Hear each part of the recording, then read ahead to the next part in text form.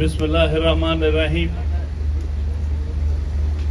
جناب عامر وڈائے صاحب صدر کراچی بار ایسوسی ایشن، جناب منیر ملک صاحب، جناب علی احمد کور صاحب، جناب عابد زبیری صاحب سابق صدور سپریم کورٹ بار ایسوسی ایشن اور لاہور ہائی کورٹ بار ایسوسی ایشن، اسلام آباد ہائی کورٹ بار ایسوسی ایشن، پشاور ہائی کورٹ بار ایسوسی ایشن اور بلوچستان ہائی کورٹ بار ایسوسی ایشن کے الیکٹڈ صدور اور دوسرے میرے رفقا بھائی اور بہنوں، کافی وقت ہو گیا ہے اور بہت اچھی اس سے پہلے تجاویز اور تقاریر ہوئی. میں سمجھتا ہوں کوئی چیز ایڈ کرنے والی تو نہیں رہی، لیکن میں یہ گزارش کروں گا کہ اس وقت ہمارے سامنے کیا چیلنج ہے، اور میں سمجھتا ہوں وکلاء نے جس تیزی سے اس چیلنج کو قبول کیا ہے، میں سلام پیش کرتا ہوں. جب پہلی دفعہ سنا کہ یہاں پر کوئی فیڈرل کانسٹیٹیوشنل کورٹ بننے جا رہی ہے اور اسی طرح کوئی صوبائی کانسٹیٹیوشنل کورٹس بننے جا رہی ہیں، تو مجھے اتنی حیرت اور انتہا کا افسوس ہوا کہ یہ بات کوئی کانسٹیٹیوشنل کورٹ سپریم کورٹ کی موجودگی میں، صوبائی کانسٹیٹیوشنل کورٹ ہائی کورٹ کی موجودگی میں بننے کا صرف دو ہی شخص سوچ سکتے ہیں. ایک وہ جو لا علم ہوں، جن کو دنیا کے قوانین اور سسٹمز آف کورٹس کا نا علم ہو. جس طرح صلاح الدین صاحب کا بالکل ریفرنس دیا کہ انہوں نے 30 ستمبر کو ایک بہت اعلیٰ قسم کا ایک نیوز میں سمجھوں گا سب کو پڑھنا چاہیے. دنیا میں مختلف نظام ہیں. کانسٹیٹیوشنل کورٹ ہمارے نظام میں جو کامن لا سے متعلقہ ہے، ایک یونیفائڈ انٹیگریٹڈ سسٹم ہوتا ہے جو نیچے میجسٹریٹ سے لے کے سول جج سے لے کر سپریم کورٹ تک ایک ہی نظام چلتا ہے، بیچ میں کوئی ادھر ادھر نہیں ہوتا. یہ پاکستان میں نظام ہے، انڈیا میں ہے، بنگلہ دیش میں ہے، سری لنکا میں ہے، انگلینڈ میں ہے، امریکہ میں بھی ہے، اور اسی طرح آسٹریلیا، نیوزی لینڈ، کینیڈا سب جگہ. لیکن ایک اور نظام ہے جہاں پیرلل کورٹ سسٹم ہوتا ہے، جس کو ہم کانٹیننٹل لا کہتے ہیں. اگر کوئی پڑھ لے تو اس کو سمجھ میں آئے گا کہ وہاں پر کوئی کانسٹیٹیوشنل کورٹس ایز سچ نہیں ہوتی، وہ ساری پیرلل کورٹ سسٹم ہوتا ہے، چاہے لیبر کا ہے، سول کا ہے، کرمنل کا ہے، ایڈمنسٹریٹو لا، سوشل لا، وہ سارے. اور وہاں پر ایک الگ کانسٹیٹیوشنل کورٹ بنائی جاتی ہے. وہاں تو اس کے ساتھ ملتی جلتی ایک کورٹ آف کانفلکٹ بھی بنائی جاتی ہے. ہمارا اس سسٹم سے کوئی تعلق نہیں، نہ ہم لوگ سمجھتے ہیں، نہ ہم نے آزمایا ہوا ہے. سو اس قسم کی بات کرنے والا یا لا علم ہوگا یا بدنیت ہوگا. وہ اس ملک کے آئینی اور قانونی اور عدالتی نظام کو تہہ کرنا چاہتا ہوگا، تب یہ بات کرے گا، ورنہ میں اس کو وکیل ماننے کو تیار نہیں ہوں. وہ وکیل نہیں ہے جو کالے کوٹ کو دفن کرنا چاہتا ہے، آگ لگانا چاہتا ہے. اس کے بعد اگر عدالتوں کی متوازی نظام بن گیا، متبادل نظام بن گیا، تو پھر اس کے بعد کوئی کسی کو ریلیف نہیں ملے گا. میں مانتا ہوں کہ ہائی کورٹس اور سپریم کورٹ کی کوئی بہت اچھی پرفارمنس نہیں ہے پچھلے 70 سال میں، 70-75 سال میں. میں خود بہت کریٹک ہوں اس بات کا. لیکن اگر کوئی عمارت میں کوئی ڈیفیکٹ ہے تو اس کو درست کریں.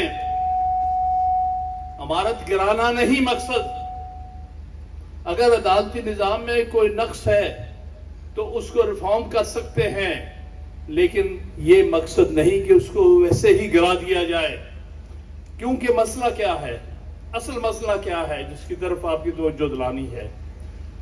اصل مسئلہ یہ ہے کہ ایک پٹیشن تھی جس میں کہ کراچی بار بھی پارٹی تھی اور صلاح الدین کے وکیل تھے. میں خود وکیل تھا شوکت صدیقی کا. اس میں انہوں نے دو باتیں کہی ہیں جو میں آپ کو آج بتاؤں. کہ میرے پاس آ کے ایک ISI جنرل نے، فیض حمید کا نام تھا، اس نے آ کے کہا کہ بھائی اس طرح کر دو، اس طرح کر دو، تمہیں جلدی چیف جسٹس بنا دیں گے، یہ کریں گے، وہ کریں گے.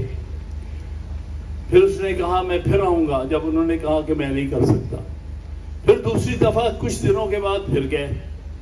انہوں نے کہا کہ بھائی میں 2 دن لیٹ ہو گیا ہوں، مجھے 2 دن جانا پڑ گیا کراچی. میں نے ایک پولیٹیکل پارٹی کے اسکرو ٹائٹ کرنے تھے، ان کے اسکرو ڈھیلے ہو گئے تھے، تو مجھے 2 دن لگے ان کے اسکرو ٹائٹ کرنے کے لیے، تو اس لیے میں آپ کے پاس آیا ہوں.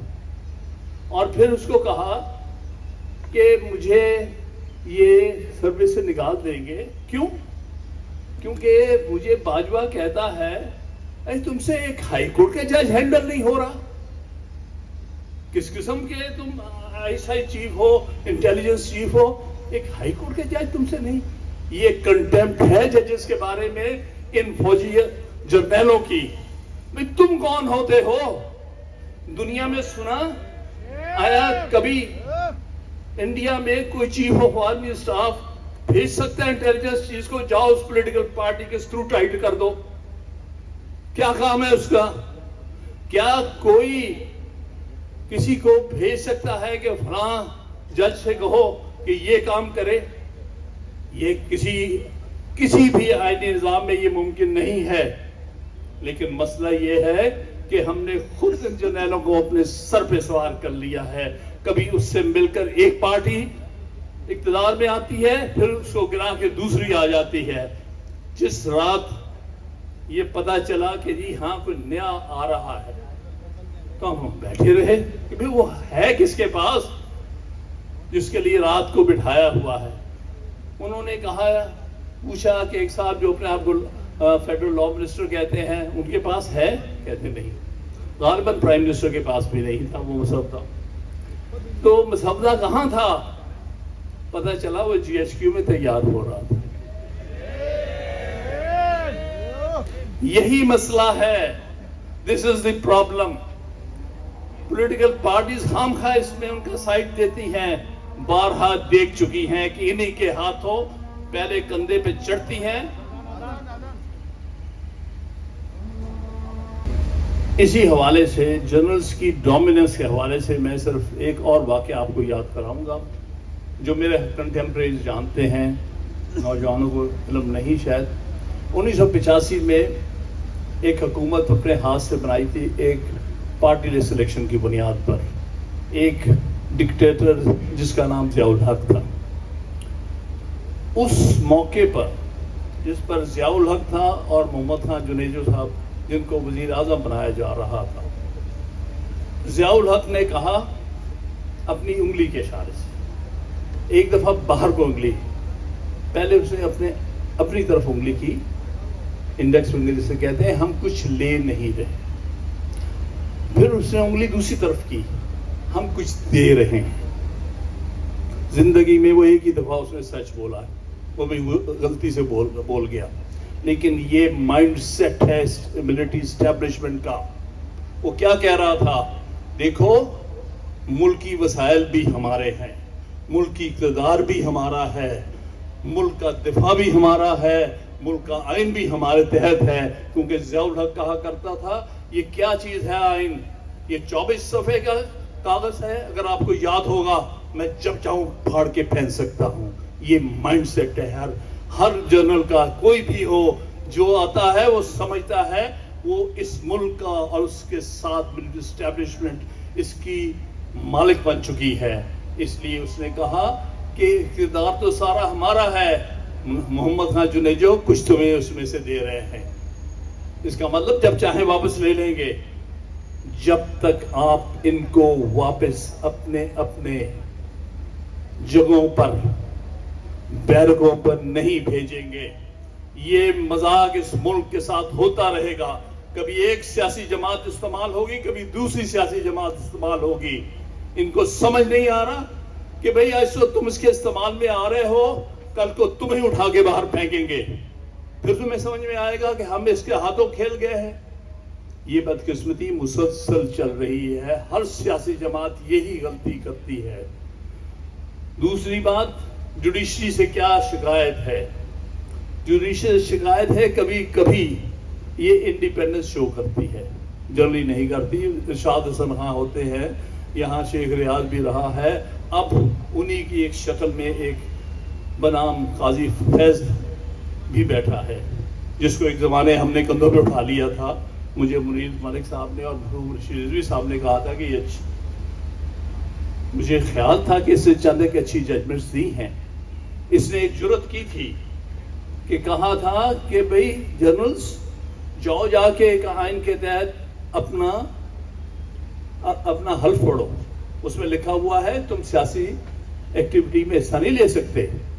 یہ بہت اچھی بات کی تھی. اس کے فوراً بعد اس کے خلاف سارا سازش شروع ہو گئی اور ریفرنس ہو گیا.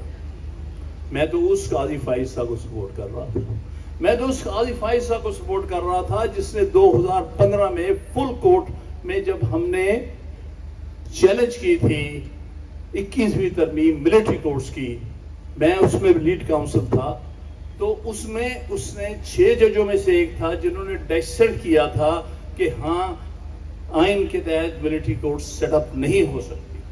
میں تو اس قاضی فائز صاحب کے ساتھ تھا، میں تو اس قاضی فائز صاحب کے ساتھ تھا جس نے ایک ججمنٹ میں کہا ہے کہ جنرلز کو اور ججز کو پلاٹس نہیں ملنے چاہیے. اس قسم کی اچھی علامت میں اس قاضی فائز صاحب کے ساتھ ہے. بریدی صاحب جانتے ہیں جب 2016 میں ایک ٹریجڈی ہوئی تھی بہت بڑی کوئٹہ میں، ہمارے 56 وکیل شہید ہو گئے تھے ایک ٹیررسٹ اٹیک میں، اور اس کے بعد سو موٹو تھا، جمالی صاحب چیف جسٹس تھے، اور اس کے سامنے مجھے بلوچستان کے ساری بارس کا ریپرزینٹ کرنے کا اعزاز ملا. تو میں نے کہا اس میں کمیشن بنائیں، جوڈیشل کمیشن بنائیں، اور سپریم کورٹ کا ہو اور اس میں وہ جج ہو جو اس کا تعلق بلوچستان سے ہو. اس پر تھوڑا سا مجھ سے ناراض ہوئے تھے جمالی صاحب، لیکن آخرکار انہوں نے بنا دیا. اور وہ جو انہوں نے رپورٹ دی تھی قاضی فائز نے، بہت اچھی رپورٹ ہے، پڑھی تھی. یہ حکومت اس سے ناراض ہو گئی تھی، اسٹیبلشمنٹ ناراض ہو گئی. میں تو اس کو سمجھتا تھا کہ ایک مختلف جج آنے والا ہے. مجھے کیا پتا کہ لوگ کہاں سے کہاں پہنچ جاتے ہیں. ذاتی لالچ، نفرتیں، یہ چیزیں لوگوں کو اپنے آپ سے الگ کر دیتی ہیں. یہ ایک ہماری انفارچونیٹ بات ہے، اور سارے وکلا نے ساتھ دیا ہے. اس کا اسے اس لیے ساتھ دیا کہ ملٹری اسٹیبلشمنٹ اس کو پنش کرنا چاہتی تھی اس کے انڈیپینڈنس کے لیے. لیکن افسوس کی بات ہے آج ان کا وہ سب سے بڑا اعلیٰ کار بن کے رہ گیا ہے، سب سے بڑا سہولت کار بنا ہوا ہے. فیصل صدیقی تو یہاں تک کہا وہی ہے ایک جس کے لیے سارا کچھ ہو رہا ہے. میں نہیں سمجھتا، اس میں بہت سارے اور بھی سہولت کار ہیں جو سوچتے ہیں کہ میرے فلاں رشتہ دار کو وزیر اعظم بن جائے گا، میرا فلاں رشتہ دار وزیر اعلیٰ بن جائے گا. بڑے بڑے چکر دیے ہوئے ہیں، اور اس چکر میں بہت سے لوگ پھنسنے والے ہیں اور پھنسے ہوئے ہیں. وہ یہ نہیں سمجھتے کہ اگر نظام برباد ہو گیا، اگر عدالتیں جو بےمانی ہو گئیں، اگر آئین جو ہے بے عمل ہو گیا، تو ان کی بھی کوئی جگہ نہیں ہوگی. پھر کمپلیٹلی اسی مائنڈ سیٹ کے نیچے ہم آ جائیں گے جس مائنڈ سیٹ نے اس ملک میں نہ جمہوریت آنے دی، نہ آئین کی عملداری ہونے دی، نہ رول آف لا ہونے دیا. لہذا میں آپ سب سے اپیل کرتا ہوں کہ آپ نے بہت اچھا قدم اٹھایا. کراچی بار نے ہمیں اکٹھا کیا.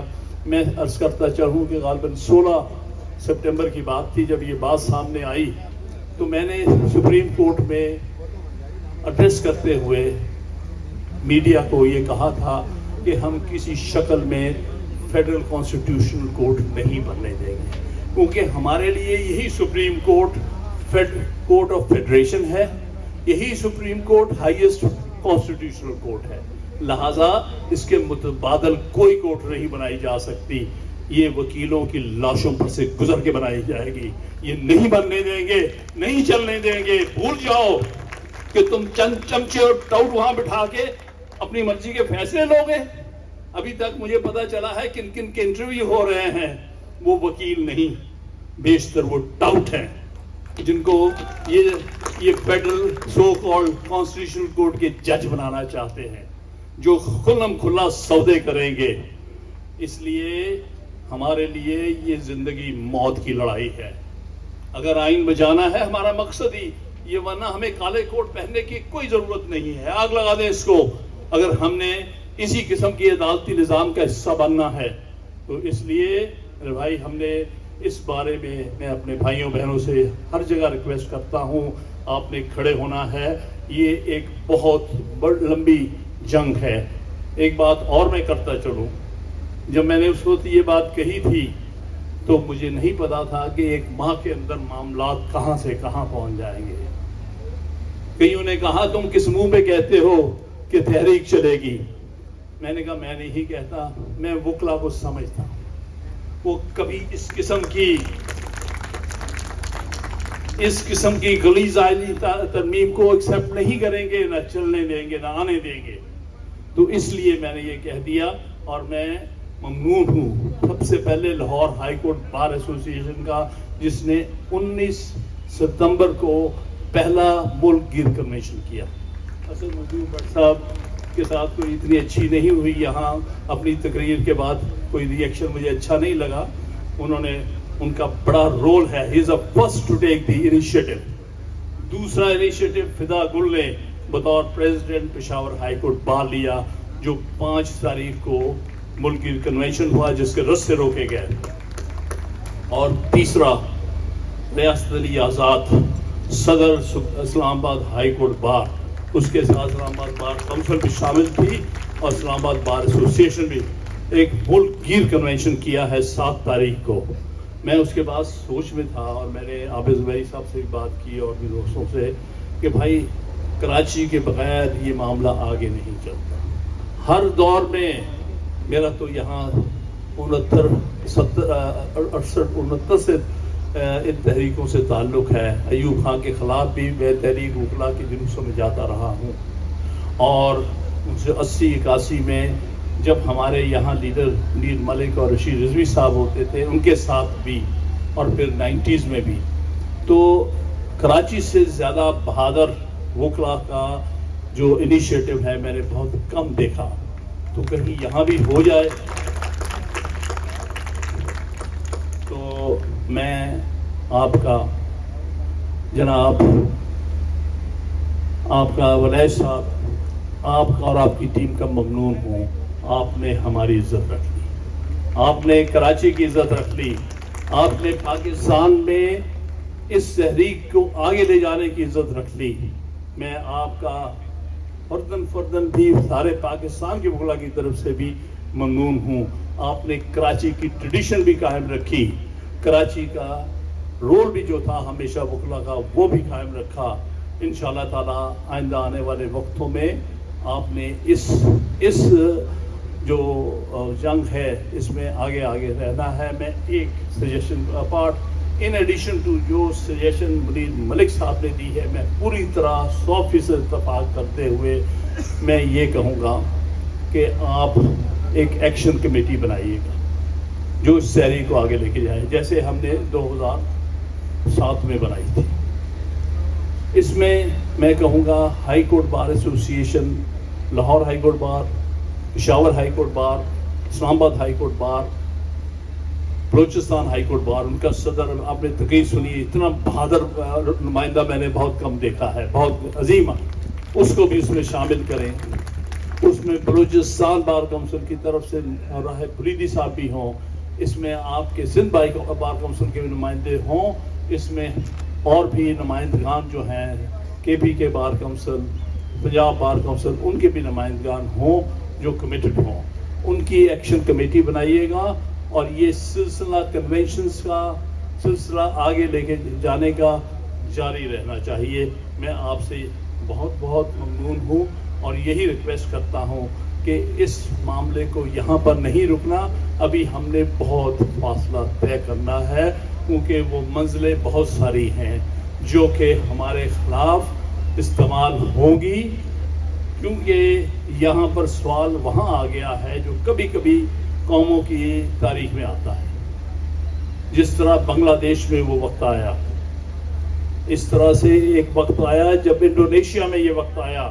30 سال سہارتوں کے خلاف جب آواز بلند ہوئی تو اس وقت تبدیلی آئی, اور وہ تبدیلی کا آج تک اثرات چل رہے ہیں.